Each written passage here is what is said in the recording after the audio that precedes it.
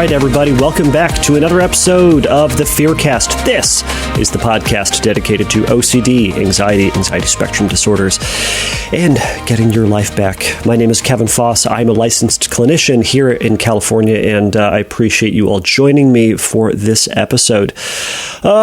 I appreciate just being back in the office. Everybody, thank you so much for the past couple episodes, I suppose. Well, for the past month, I've been out of the office for parental leave. About a month ago, we had our second kiddo, and he is happy. He is healthy. My wife is happy, and she's healthy, though everyone is tired.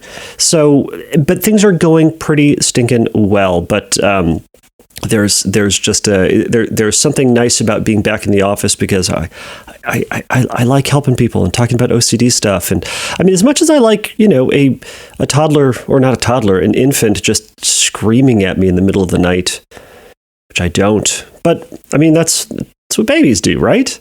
It's babies. So anyways, he's mostly adorable, other than the yelling at me and not being able to be soothed in any normal, reasonable way, at least as far as I can tell. I'm not good at it. I mean, maybe I wasn't good at it with the first one, but I don't know. These are just the things that are going through my head. But anyways, everybody, for those of you who are new to the show, this is a question and answer based podcast. If you have questions about anxiety, spectrum disorders, OCD, treatment, just kind of anything in general, just go over to www.fearcastpodcastcomp689 and you can message me a question there, and I will get it, and I will read it, and I will consider it, and likely speaking, I'll put it up in a future episode. This episode is actually going to be no different than that. So we're getting back to the questions, everybody. Fear not. And I've got a couple episodes. I've got some feedback from a previous episode that we'll talk about here in a little bit, and I think it will be interesting for all of you. I'm going to tease it a little bit. It is in reference to TOCD, so that is the fancy short term for trans or transgender OCD. So for those of you who are interested in that or just controversy, hang out. It's going to be a little bit later in the show. But what I thought was actually interesting and just wanted to share, and again, you have heard me, if you are a repeated listener to this, you've heard me use my example of car accidents a bajillion times on this, and how we all need to take risks, and how we're not promised that we're going to get home safe. It's a tried and true and exhausted example, but again, I still think it works to explain that we all need to take risks, and we don't have certainty that we're going to get home, or that certainty that anything that what we want to have happen will happen. But you know what, everybody? I thought about all of you over the break, because guess what happened to me over the break? I got into a car accident on my way home from something, and I had my 2.5-year-old in the car with me. So I'll start out with this. We are fine. We are fine. After the accident, we went to a chiropractor. We got checked out. We've done a couple of treatments. We're going to continue to do a couple of treatments. A little bit of whiplash, neck's a little wonky. 2.5-year-old is totally fine. Wonkadoodle fine, but as fine as you can be after a car accident and still getting treatment. But anyways, the car is not. The car has gone on to a better place. I think it's a junkyard, but the car got totaled. So how it worked is that I was driving home. Someone turned out in front of me. Without enough time for me to stop. I slammed right into them. My car was totaled. I'm pretty sure their car was totaled too. But luckily, not my fault. But still sucks, right? It still sucks because I didn't plan on getting into a car accident. Who plans that stuff, right? But it just proves the point that, you know what? Well, it actually proves a couple of things. One, it just proves that stuff happens. I'm going to reserve my pirate language and just say stuff happens that we cannot anticipate, we cannot expect.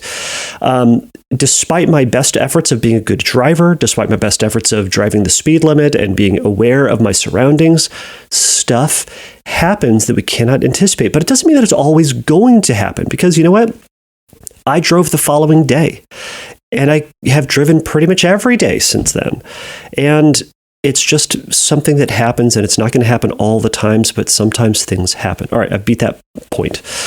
The other part is that it also illustrates that even if something we don't want to have happen happens, oftentimes, very usually, it is not the worst case scenario, right? So a car accident occurred. Well, I and my daughter are still alive. The other dude is still alive. We are okay. Everyone walked away from it. We really did. The cars are wonked up. That's what happens, right? But it's the worst case scenario did not happen. Now, best case scenario was we didn't get into a car accident. But guess what? That wasn't one of the options. We also need to remember, my point here is this. Our anxiety is going to tell us the worst case scenario is the thing that's going to happen.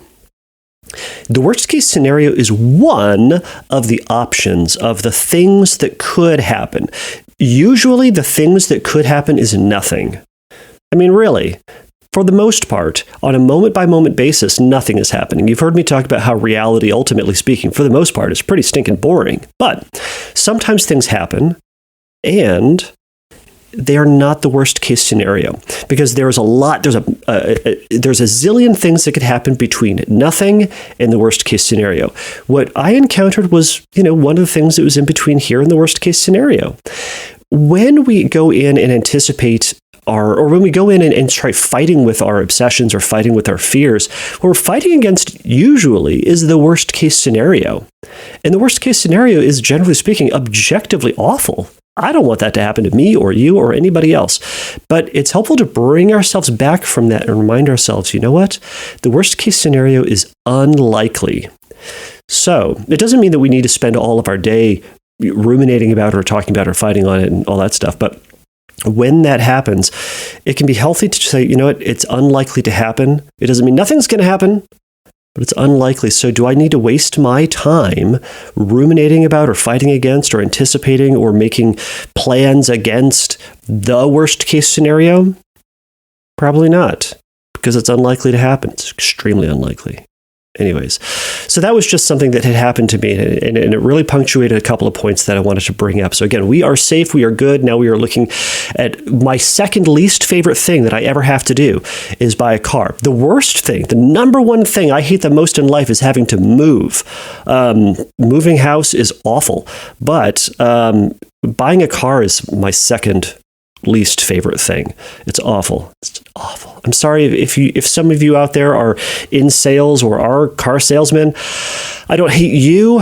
I hate the game. I think that's how the kids are saying it. Anyways, all right, that's about enough of that, everybody. We've got a fun group of questions today, so I'm going to get onto those right now.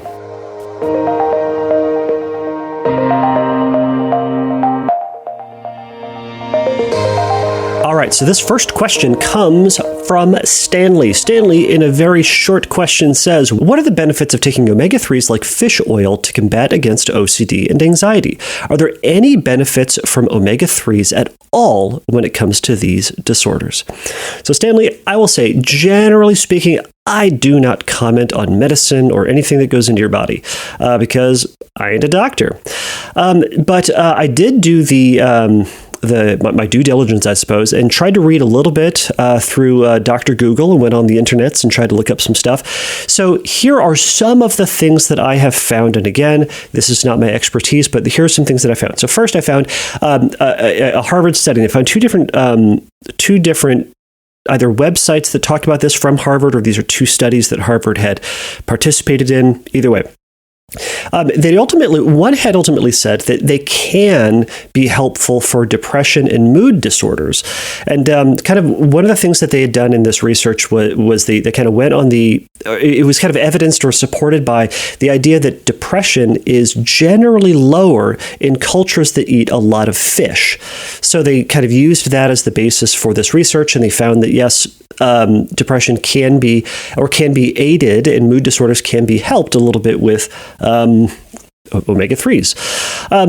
So the cultures that eat a lot of fish, this is kind of one of those blue zones, if you're familiar with that. So a blue zone is some places along or around the world that have been identified as people who live a really long time. And they generally have better health. They have generally mental health. But it's not just their diet. They also have a ton of other things that they're doing that contribute to this healthy lifestyle. Generally speaking, they aren't smoking. They aren't drinking. They aren't. They are well connected. They are oftentimes religious religiously oriented, which comes with a whole bunch of other positive mental health things.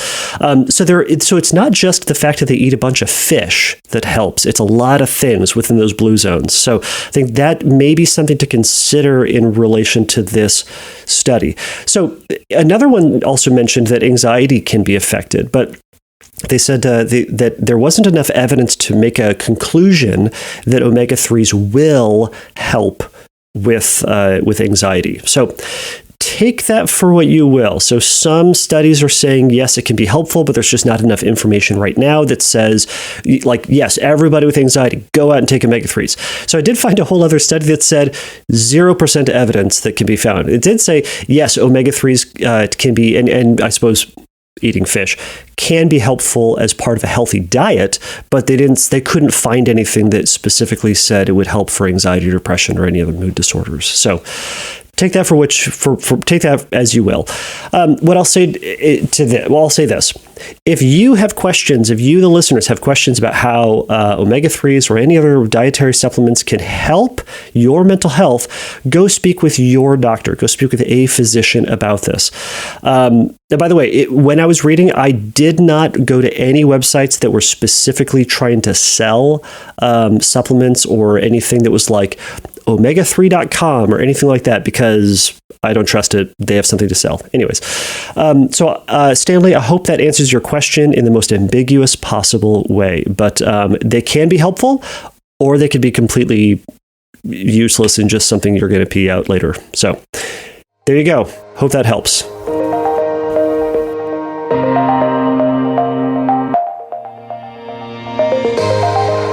All right, so this next question comes from Natalie. Natalie says, "Hi, Mr. Foss. I've been dealing with OCD/obsessive thoughts for almost a year, and I recently found your podcast has been incredibly helpful and informative. I've been starting to feel better, and the thoughts are causing less anxiety." They go on to say, "Last time I started to feel better like this, I doubted that I even had OCD or obsessive thoughts, and it caused me to have setbacks in my progress.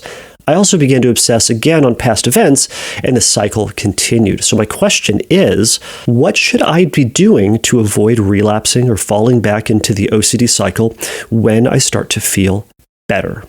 All right, Natalie, this is a really, really good question. I don't know if we've ever addressed this on a previous episode, but relapse prevention is incredibly helpful. It's a necessary step in the treatment process. For obvious reasons, it's a discussion that happens near the end of treatment because obviously the goal of treatment is to get out of treatment, right? You've probably heard me say this before. My job is to put myself out of a job. If you never have to see me again as your clinician, great. Right? So under good circumstances, obviously, like I want to get to this point where we're able to have this conversation about relapse prevention. And it's a necessary tool to incorporate into treatment so that as you end treatment and having kind of the scaffolding of having a therapist meet with you weekly, you want to be able to have a plan in place so that you know what to do when it hits the fan, right? Or when anxiety naturally will crop up again, or when your brain, likely inevitably will latch onto another obsession. So these are things that will happen because remember, OCD and anxiety or anxiety is a natural human experience. We want to have anxiety even a little bit, right? As you've heard me say before, if you step out in the middle of the street and you don't get a little bit of worry or you don't get an intrusive thought about getting run over by a car, you might not do a quick scan left and right to see if a car's coming. That jolt of anxiety was beneficial, right? You've heard me also talk about the Yerkes-Dodson line, right? It talks about how when you have a little bit of anxiety, it can actually increase your performance. Too much anxiety can actually have a detrimental effect on your performance. So anxiety can be beneficial. We want to have it sometimes and in reasonable amounts. But you are all listening to me because you might be experiencing too much anxiety, right? So we're trying to figure out a better way to deal with it. Anyways.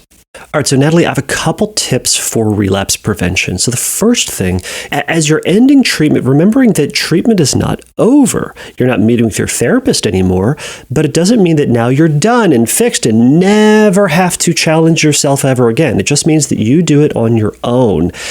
So one thing you can do is you can intentionally plan and literally schedule and put in your calendar exposures that happen on a weekly, monthly, and kind of biannual basis, and this increases with intensity. So on a weekly basis, you're going to intentionally do something that would be kind of moderate mid-level of exposure.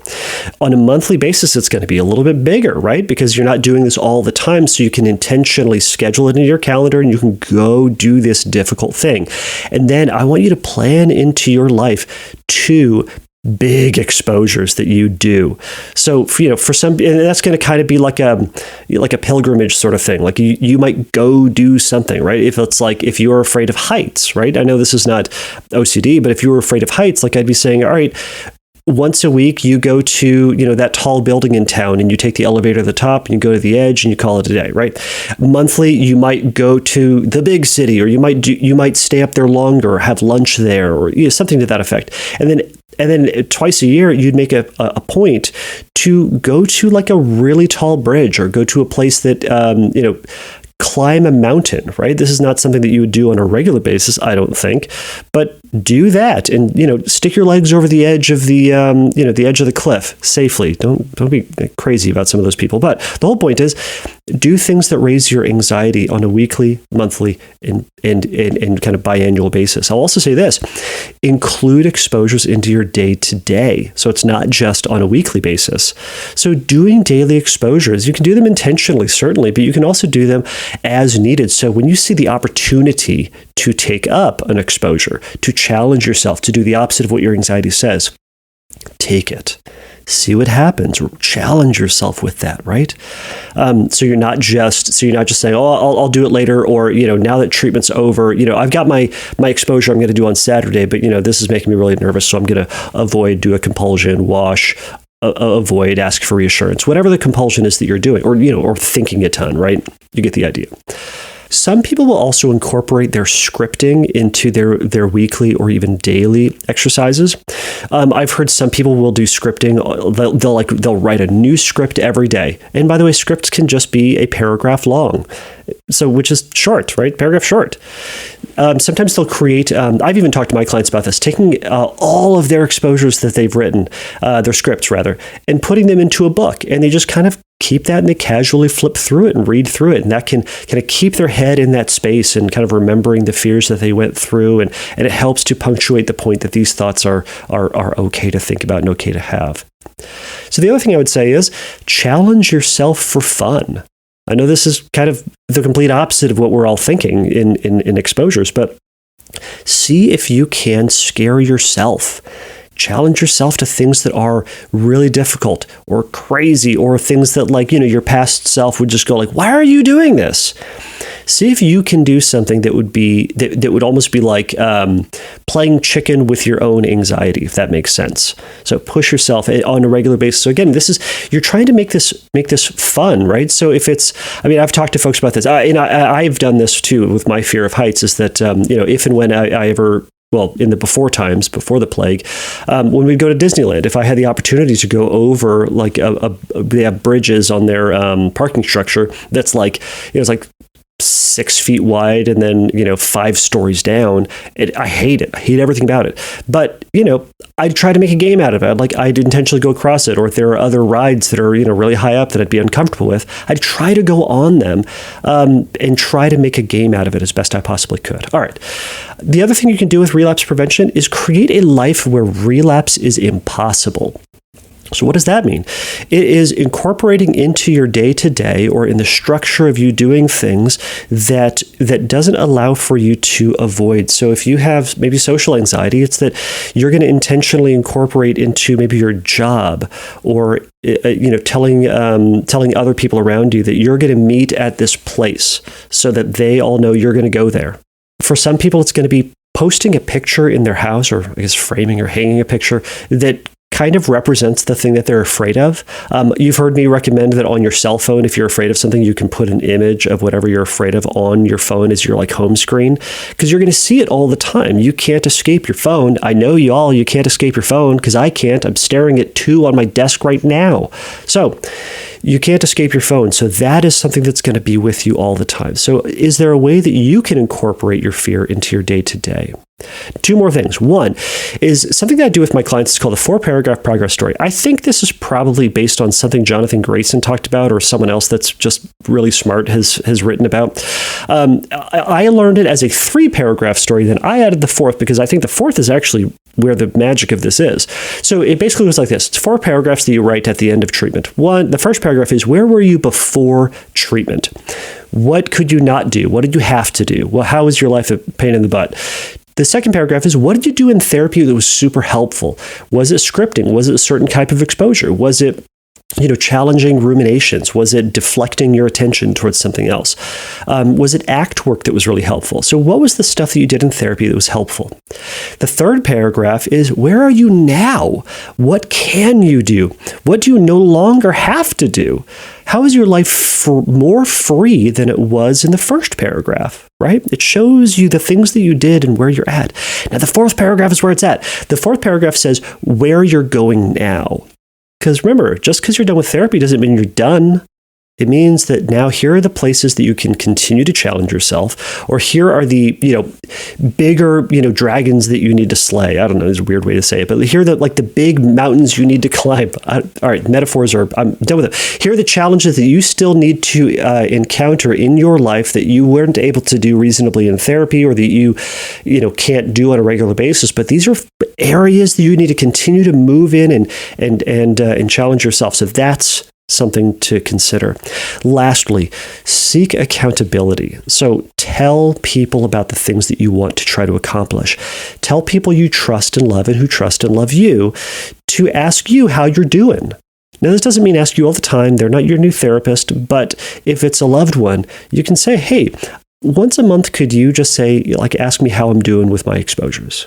That can help keep you on track. Now, again, this can very easily turn into compulsive reassurances, so take that with a grain of salt, everybody out there. But seeking accountability or having a little bit of accountability in your life can be really beneficial for relapse prevention. So, Natalie, thank you so much for that question. I really appreciate you listening. I'm so glad that this podcast has been helpful for you thus far. All right, best of luck. Bye.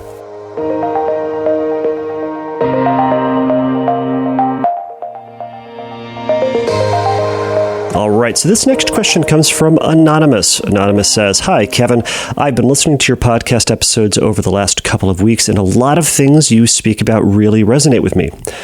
Since early high school, I've struggled with several themes regarding my intrusive thoughts, and each time the themes become darker and scarier. I was wondering what advice you would have for someone struggling with pure O, who can't seem to stop Googling stuff. I almost feel addicted to searching on different forums to find people struggling with similar issues. A lot of the what-ifs I fearfully obsess over are shameful, and I feel gross for asking the things that I do. But I feel like I can't possibly move on with my day until I've read something that someone else wrote. It feels validating, but only for so long. Sometimes I even wonder what would happen if the searches leaked to the public. People will know my biggest fears and existential worries about being a good person. I know that my thoughts are only thoughts, but I feel very shameful spending as much time on the internet as I do when I'm deep in an obsession. There's something about the internet being forever that makes me wonder, are these still just thoughts if I'm permanently tying my IP address to them? The whole thing embarrasses me to no end, and it adds a distressing layer onto an already debilitating situation. All right, Anonymous, thank you so much for that question. This is a really good question. A lot of folks I've talked to have had similar sort of worries that they can feel that validation to read someone else's struggle and to see that someone else is experiencing what they're experiencing. And it feels great to know that we aren't the only person out there experiencing this. There's even it's especially validating and encouraging that when you read someone else's story and they have received treatment and they've made some progress and have gotten a little bit of that freedom that you're hoping to get, it's encouraging, because if they got help, maybe you can get help too. So I get the pull of wanting to hear that information and trying to get some encouragement from other people through reading their story. However, you alluded to the fact that it feels like you have to do it. that if you don't read it, it feels like you cannot get on with your day. So that's where it would certainly become a problem, right? We've talked about have-tos versus get-tos. Have-tos are the obligations in life. They are the pain in the butts. They are their struggles, right? Get-tos are the fun things. They're your hobbies. They're the exciting things in life. It's why you get up in the morning to do the get-tos, right? So sometimes we get to get the validation and we get to see someone else's story or see ourselves in someone else's story. But if we have to, that can become a problem. And OCD takes get-tos and turns them into have-tos. So if you're looking for advice on what you should do to stop Googling stuff, well, my biggest question then is going to be, well, what happens if you don't Google stuff?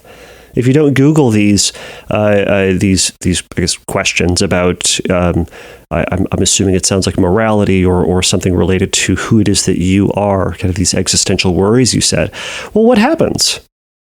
Is it that they're going to become true? Is it you're going to find this out about yourself that deep down they actually were true? Is it that you're never going to figure it out, never figure out the problem? Is it that you're just going to feel bad forever? And you're just going to, like, that bad feeling of not knowing is just going to linger for the rest of your life? I'd encourage you to take a moment to think about what it is that you'd be missing out on if you don't Google it, or if you don't Google those questions, right? And I'd also encourage you, this is kind of a simple, silly, nitpicky sort of thing, but notice the language that you use about this. You said things like, I can't possibly move on. You said things like, you feel addicted to this stuff. When we use language like that lends itself to it being impossible, or that it's unable to be done, we send the message to ourselves that it is impossible. Now, it's a tremendously big difference to say it's impossible versus it's really hard. Because can you stop Googling this? Yes, you can absolutely stop Googling it. The best way to stop Googling it is to stop Googling. I know that sounds very simple and simplistic, and I recognize it is very hard to stop doing things. But we need to remember what we're trying to do is actually to do less. So, in this idea of like, it's impossible, shift that language to yourself and say, okay, it's really hard, but I can do it. Really, really hard, and it's doable. That may be able to help you out a little bit, just a little bit in that process.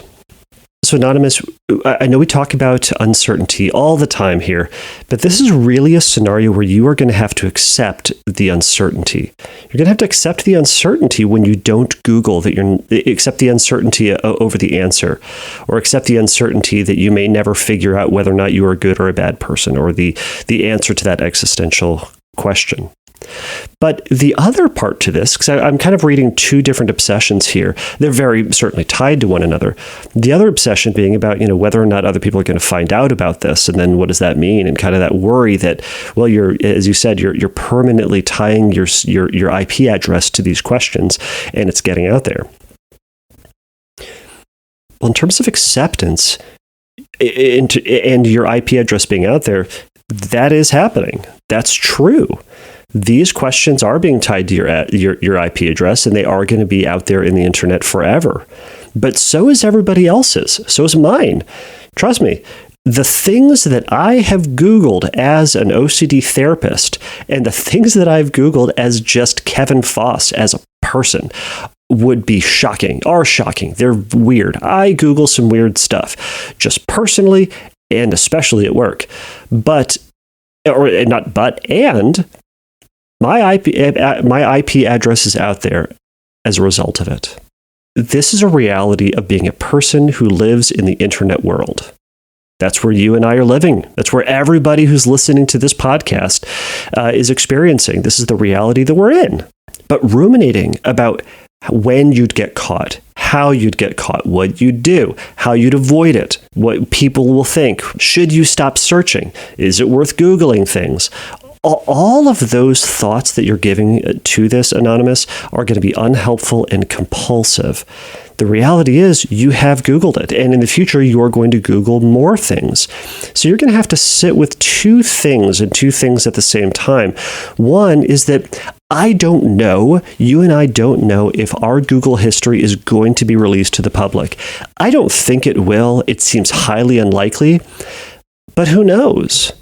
And it's something that, while uncomfortable, and it might have some impact on our life in some way, we will have to sit with the unknown about when it's going to happen.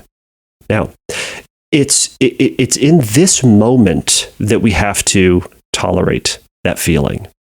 And we have to tolerate that feeling as we move forward in time. Because maybe that thing is going to happen somewhere in the future, but it's not happening right now. So we're tolerating that experience from right now to when it does or does not happen. So each moment when your brain comes up and goes, oh my gosh, well, maybe it's released. Well, maybe it will. And I'm going to sit with this feeling of the unknown. It hasn't happened yet. So you are anxious about something that is not occurring, but it could. It's this existential threat of something that we don't want to have happen, could happen, and we're going to accept that possibility. Not the fact of it happening, but the possibility, right? Like the possibility of, I don't know, asteroids hitting you in the face, the possibility of aliens eating your face. I don't know. Things happening to your face. Those things could happen, but are they happening right now? No. Okay. So what does that feel like when that thought pops up and that thought occurs to you? Those are the feelings that you have to sit with and go, okay, I feel this. I feel anxious in my stomach. My chest is tight. It's hard to breathe, or I feel shaky. Okay. You do feel those things. That is what's happening right now. Not your Google history being released. Okay? So that's what we're trying to sit with and accept, okay, the thing that I know is this is what I feel, and these are the thoughts that are going through my mind. Okay? Well, you and I, Anonymous, can't spend any more amount of time thinking about that. We have to move on. And I would encourage you to move on to whatever that next thing is. Even though you feel uncomfortable, don't try to fix it. Don't try to get rid of it. Don't try to solve it. And especially don't try to get into that hamster wheel conversation about what's going to happen, all that stuff. Instead, move on. What's the next thing you have going on during the day?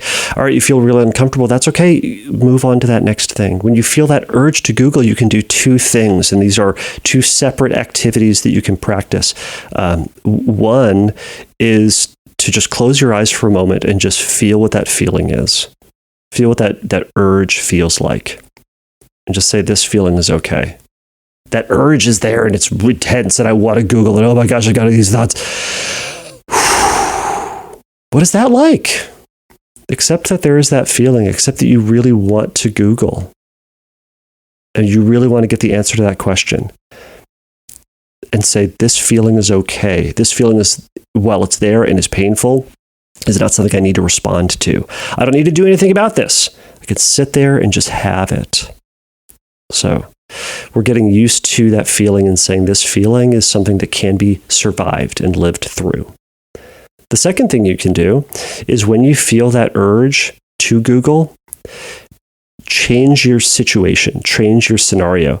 You sitting in front of your computer as you have that urge to Google right now is going to be really hard. And it's kind of like someone who's an alcoholic trying to stop drinking, but saying, you know what?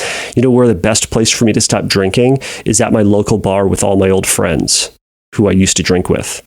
That'll work. That'll be helpful. It's not, in case you can't tell. The sarcasm is not my thing today, I suppose. Well, doesn't matter. I'll let you all decide. So instead, close out of that browser, get the hell out of the situation, right? And yes, some people are going to argue that this is avoidance. And sure, to a certain degree it is. But it is also redirecting towards something else and pulling you out of a situation where instead of ruminating about Googling, instead of going back into that back and forth of Google, should I, shouldn't I? What's going to happen? What do I say? What happens if I don't get the answer? I need to get the answer to this thing. Change the scenario. Get out of the room, get out of the situation, close your computer, and go try to put your head into some other space. Now, if you can't do that, now this is that second bit that I'm talking about here. This is more of a temporary fix. This is like if you can't sit and continue to watch TV or be online and tolerate that sense of urgency to Google, sometimes it's best to just get the hell out of the situation. It doesn't mean that that's what you do all the time. It means that that's what you do sometimes to handle really big, intense feelings, right? So the goal is you're putting off Googling as much as you possibly can. So the other couple things that you can do, and again, some of these tools and techniques, again, I know for some people out there, I have probably said these things are unhelpful. And there are going to be other therapists who are going to say, like, this is super unhelpful or never avoid or, whatever it is. And it's that there are a lot of different tools and techniques that we can do ultimately to help you stop ruminating, one, and doing other compulsions. So if these things work to help you do those, at least in a temporary way, before you're able to just sit with that feeling and make choices that are going to be best and closest towards your values, then that's what we're going to do. So this is going to be a Choose Your Own Adventure, Anonymous. If you have questions about this, ask your therapist. But hopefully that makes sense. So a couple of the things that you can do is, one, script out what you're afraid of might happen. What would happen if people figured out or people found out either the things that you Googled, right? What would happen if all of your search history was released? What would happen if you didn't get the answer to that question? Write that out.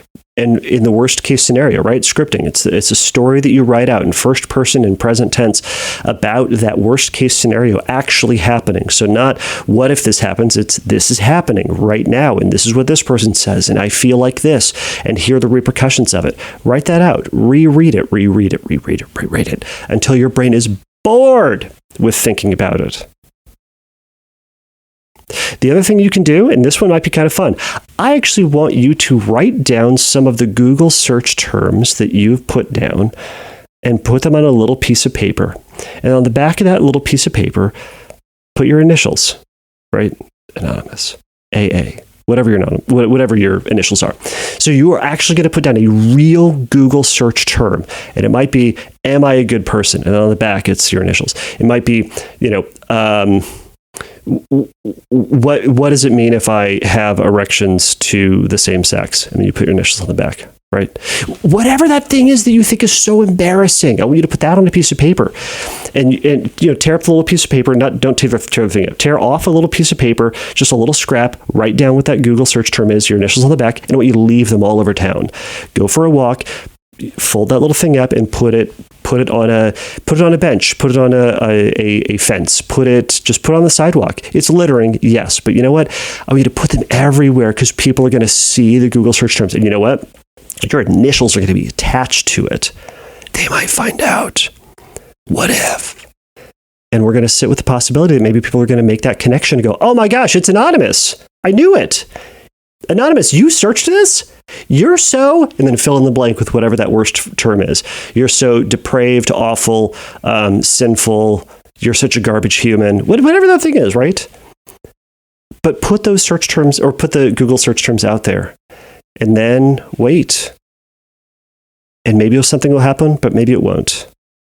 So lastly, when that thought comes up, a response, and obviously we've talked about this, any response is too much response to these thoughts.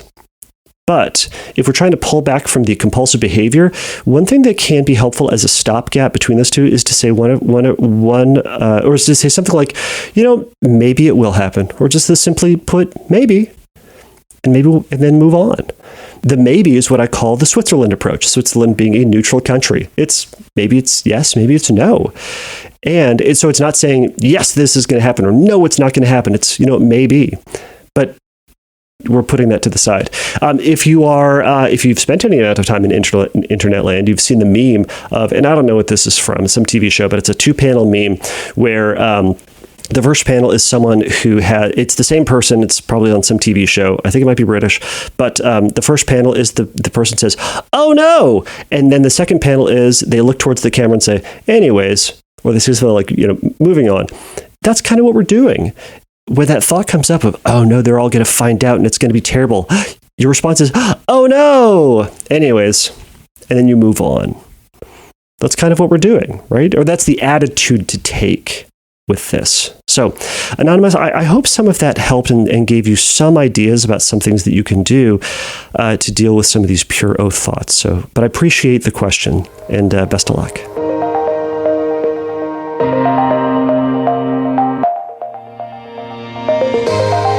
All right, so before I get into my last question, I want to respond to someone who had responded to a previous question from a previous episode about TOCD. So TOCD being the more commonly used term for transgender OCD.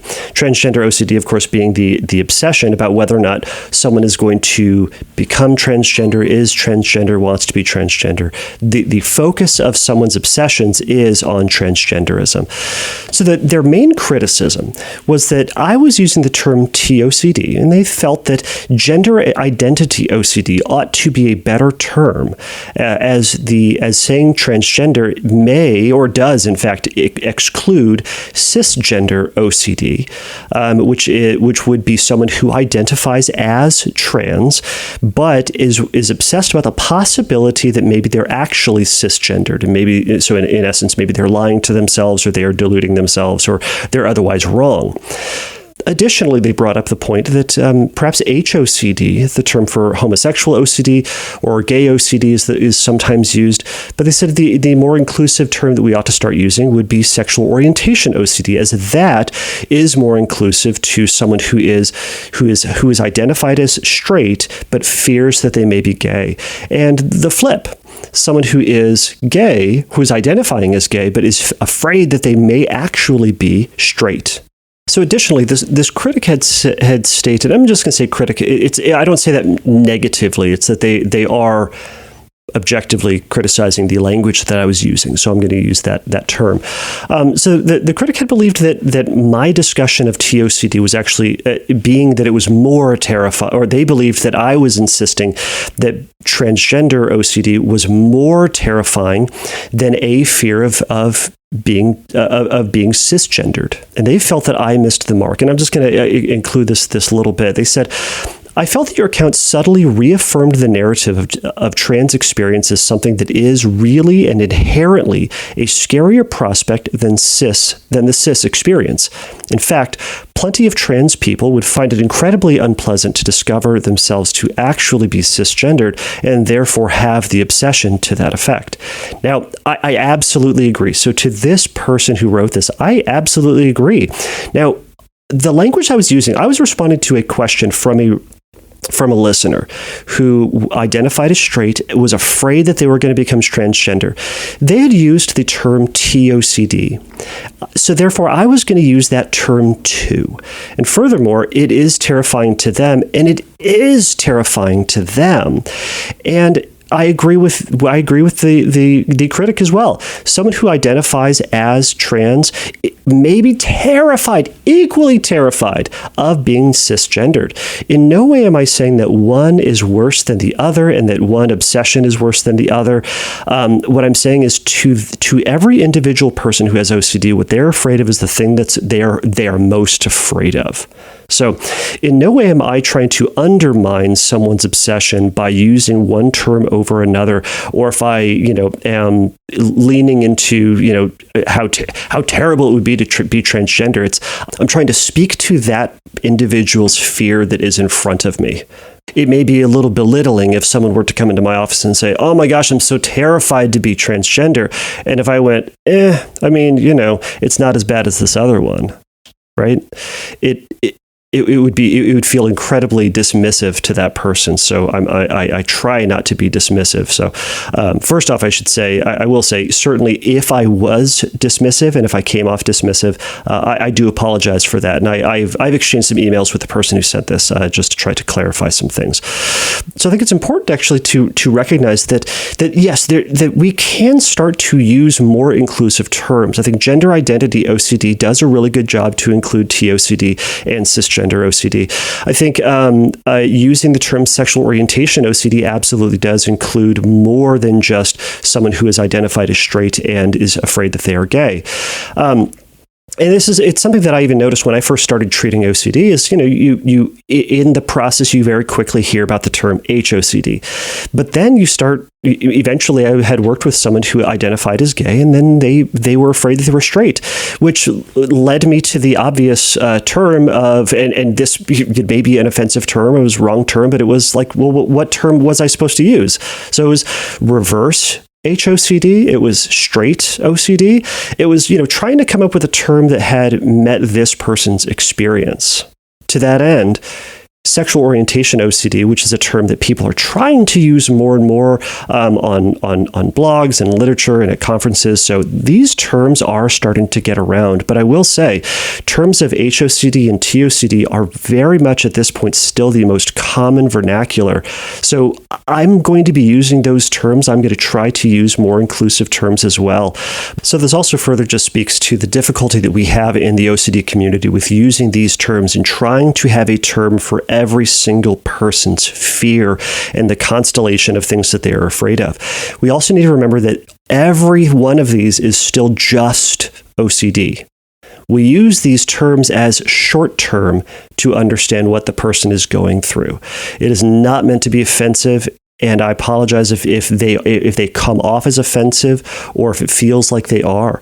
It is a desperate attempt for all of us to try to get to quickly what this person is worried about.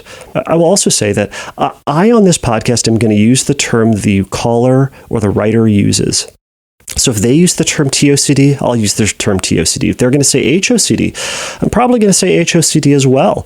I will try to use more inclusive language in the future, but if this is the language this person is using, I'm going to try to get to that as well to speak to that person's individual concern. So another issue that like with the TOCD or the gender identity OCD is this term is postpartum OCD or perinatal OCD. These are so short. PPOCD is what's commonly used.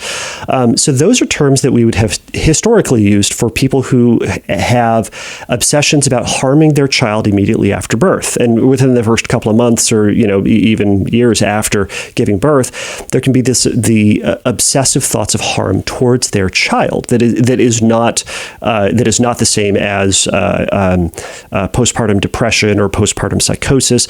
There's a whole episode in the past with the great and powerful Kelly Frankie that you all can listen to where we go over that in more detail. But she had used the term maternal OCD, which is a term that they tried to use to be more inclusive to include both postpartum and perinatal. But even in the term maternal OCD, it excludes the male experience of this harm obsession.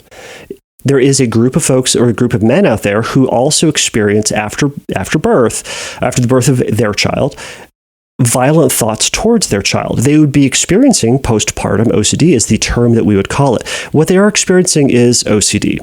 We might say it's harm OCD, but it shows up specifically after birth. So we would say postpartum. It gets complicated, right? So there's a bajillion terms that I can imagine that as we keep going down this road, everybody, we're going to come up with new terms. So I'm saying thank you very much to the critic who had brought this up, because it is continually an important conversation. But I would encourage everybody to remember that what we're talking about is OCD. And in all terms that we're going to use, we are going to be missing something. It's an inevitability. So as you listen to this, my dear listeners out there, I would ask for a little bit of grace, a little bit of forgiveness in this. But of course, if I miss something, if I sound insensitive, if I missed the mark, I want to know about it. And I'm going to try to be more inclusive to everybody. Now, I go through all of this to get onto my next question about TOCD, and this is the language that they are using. So if you all have any questions about this or want to enter in more of a dialogue on this, feel free to go over to www.fearcastpodcast.com and message me your thoughts on this, and perhaps if there are enough of them, this may be a great topic for a future episode. So throw those out there. I want to throw that out there as well, and be as transparent and open to this as possible. So without further ado, let me get on to this next question. So this next question, this is the very last question for this episode, comes from Peter. Peter says, "Hi, Kevin. Wanted to first thank you for your work on the Fearcast. I started having TOCD one day about 2 months ago. It started out of the blue after watching a movie and thinking I've never considered whether I would actually be trans. And thinking I've never considered whether I could actually be trans. I went from complete horror, having constant visions, images, thoughts, etc., to easing into it by acknowledging I am experiencing TOCD. Since then, I've been doing psychotherapy and working on myself with exposure exercises. It's particularly hard because I have trans friends that are quite close to me. Your episode on TOCD was really helpful. My question relates to triggers, how to deal better with them or learn ways around them. For example, I'm listening to a song where the word change appears, and suddenly my OCD starts, as my brain relates to this word and feeling to my OCD thoughts. Or, for example, when I think of my relationship with my boyfriend and how happy I am, and suddenly the thoughts pop up as if to show me that happiness isn't possible because I will find out that I'm actually trans. I'm far enough into treating and dealing with my thoughts that I've been experiencing way less fear, yet I wonder if it's going to continue forever, and I don't know how to deal with that either. I've had anxiety and panic disorder before in different shapes before, but this is entirely new to me. Thank you, and I hope my question is clear enough. So, Peter, thank you so much for this question, and I do appreciate the kind words as well. So you had said, the main question is, well, how do I deal with these triggers? Well, my main question in response to that is, well, what are you doing compulsively, physically, or internally in response? That is how we ultimately are dealing with triggers, and that's how you are dealing with triggers. Bottom line, the goal for all of this treatment is to do nothing. Don't think about it. Don't care about it. Don't respond. Don't do anything. Doing anything in response to it, to any of these triggers, is actually doing too much. Even, as I mentioned before, even the treatment things that we talk about is too much. Sometimes it's just going to be a stepping stone towards doing ultimately nothing, that we do something in treatment to ultimately eventually do nothing. Hopefully that wasn't just too backwards, but I can only hope for the best. So my encouragement for you would be when you hear the word change in a song, don't even do anything about it. What's the purpose? There's no need to. It's just a word in a song. Your brain has made this association. It says, come into this discussion. Let's figure this out. Because the word change all of a sudden means this thing about you. So you need to defend yourself, answer it. You need to figure something out. You need to prevent this terrible, horrible thing from happening, right?